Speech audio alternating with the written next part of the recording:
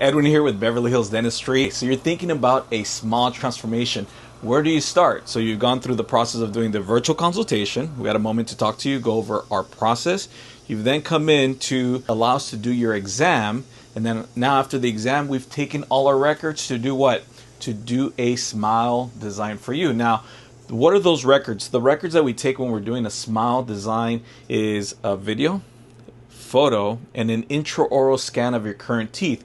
After we're done with those records, you go home, but we keep a digital version of what your smile looks like, of what your face looks like, and then we start doing a design, a 3D design on your digital design of what would be the ideal smile for you. Now, how does that differ from our office compared to other offices? In a lot of other offices, you show up, the doctor talks to you, says, hey, everything's going to look great, but there is no prototype. There is no plan that they're going to follow. For our office, we want to make sure that you have a prototype and a design. It's almost like having architectural plans for your home, except these are going to be architectural plans for your smile.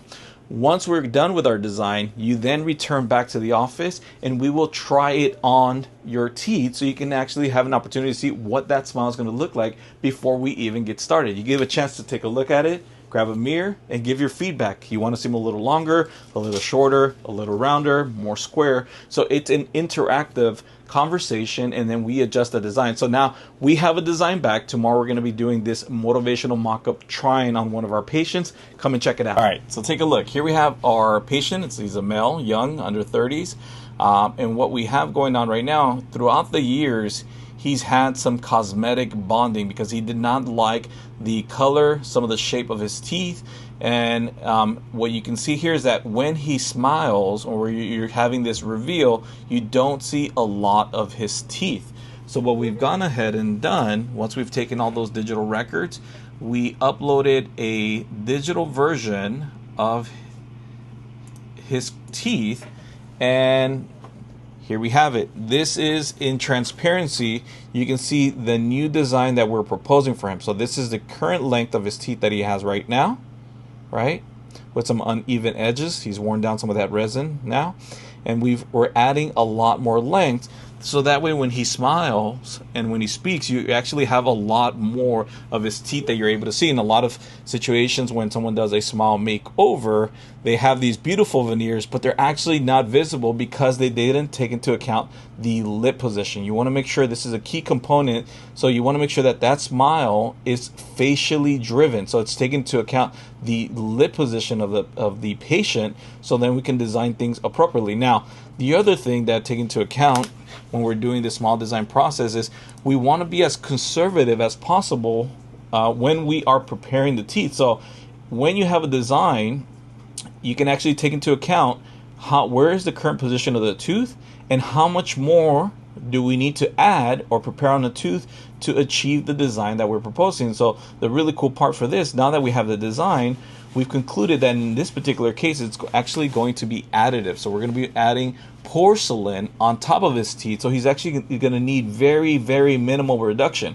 In a lot of places, when they don't have a design, what they do, they freehand everything and they just prepare the teeth regardless of what the current situation is of the teeth to achieve the design. Here, because we have this design, we know exactly what each preparation need will be for each tooth. Okay. So once the design is complete and it's accepted, we go ahead and upload those records. We use our 3D printer and we 3D print what we call the motivational mock-up. Okay, so this is the actual new design that we're going to propose for him. All right, and we take an impression of the new design. The patient then comes to the office. We use an acrylic material and we overlay that on top of their teeth so the patient can actually have a visual on their current teeth of what that smile is going to look like. I can tell you 95% of the patients usually off the bat super impressed. They say, let's go ahead and get going, let's get this done. I love how that smile looks, and they love the opportunity to be able to preview. So again, if you're thinking about smile makeover process, you want more information, I encourage you to start off with a virtual consultation. Our team is more than happy to get on there. They're complimentary.